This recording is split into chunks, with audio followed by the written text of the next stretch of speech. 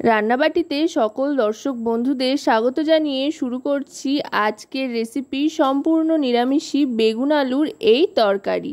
এটা কিন্তু আপনারা ভাত, রুটি, লুচি, পরোটা যে কোনো কিছুর সাথেই খেতে পারবেন। দারুণ টেস্টি হয়। নিরামিষী দিনে এরকম একটা চটপাটা রেসিপি থাকলে কিন্তু চিন্তা অনেক অংশেই কমে যায়, কারণ নিরামিষ দিনগুলোতেই আমাদের একটা ভাবনা থাকে কি খাওয়া যায়, তাও আবার মুখরোচক, খেতেও ভালো হবে, আবার চটপট তৈরিও হয়ে যাবে। আশা করব আপনাদের এই রেসিপিটি ভালো লাগবে। ভালো লাগলে অবশ্যই রান্নাবাটি চ্যানেলটিকে সাবস্ক্রাইব করে লাইক, শেয়ার, কমেন্টের মাধ্যমে আমাদের পাশে থাকবেন, আর পাশে থাকা বেল আইকনটি অন করে দেবেন সবার আগে সমস্ত রকম নতুন রান্নার নোটিফিকেশান পাওয়ার জন্য। আর যদি আপনারা রেসিপিটি আমাদের ফেসবুক পেজ থেকে দেখেন তো আমাদের ফেসবুক পেজটিকেও ফলো করার অনুরোধ রইল, কারণ আপনাদের জন্য, আপনাদের নিয়েই কিন্তু আমাদের রান্নার চ্যানেল। তাই লাইক, শেয়ার, কমেন্ট করে আমাদের পাশে থাকুন।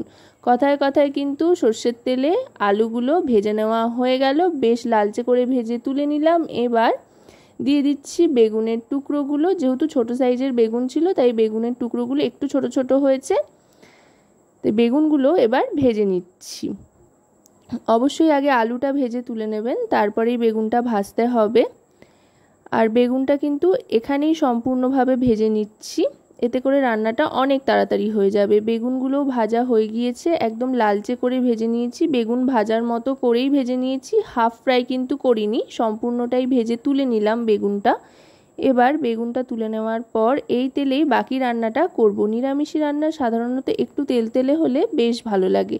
সাধারণত দুপুরে ভাত দিয়ে খাওয়ার জন্য ভাতের সাথে মুছে মুছে খেতে কিন্তু দুর্দান্ত লাগে। এবার দিয়ে দিলাম এতে 5 ফোড়ন, ফোড়ন হিসেবে।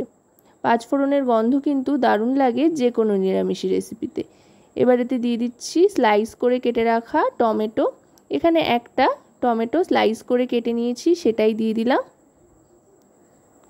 এবার টমেটোগুলো হালকা ভাজতে থাকবো। টমেটোগুলো ভাজতে ভাজতেই এর মধ্যে এবার দিয়ে দিচ্ছি আদা কাঁচা লঙ্কা বাটা।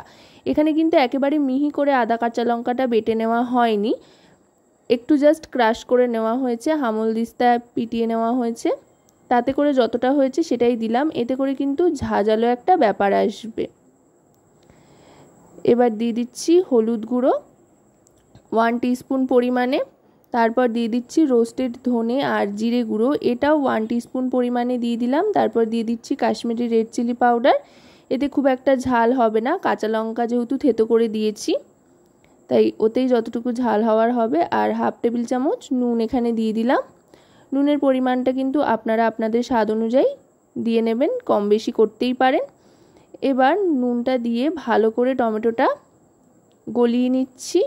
নুন দেওয়ার পরেই দেখুন টমেটোটা কিন্তু গলতে আরম্ভ করেছে। গ্যাসের ফ্লেমটা মিডিয়াম টু লোতে রেখে সমস্ত গুঁড়ো মশলার সাথে টমেটোটা ভালো করে কষিয়ে নিচ্ছি। দারুণ সুন্দর কিন্তু একটা টেক্সচার আসতে আরম্ভ করেছে। এবার দিয়ে দিলাম আলুর টুকরোগুলো, যেটা আগে থাকতে ভেজে রেখেছিলাম। এই রেসিপিটা কিন্তু একেবারে শুকনো শুকনো হয়, জল এতে ব্যবহার হয় না। আলুটা দিয়ে গ্যাসের ফ্লেম লো করে দিয়ে ঢাকনা চাপা দিয়ে দিলাম। টমেটোর থেকে যেটুকু যা জুস বেরোবে তাতে করেই কিন্তু আলুটা সেদ্ধ হয়ে যাবে। যেহেতু আগে থাকতে আলুটা ভাজা ছিল তাই খুব একটা জলের ব্যবহার এখানে হচ্ছে না।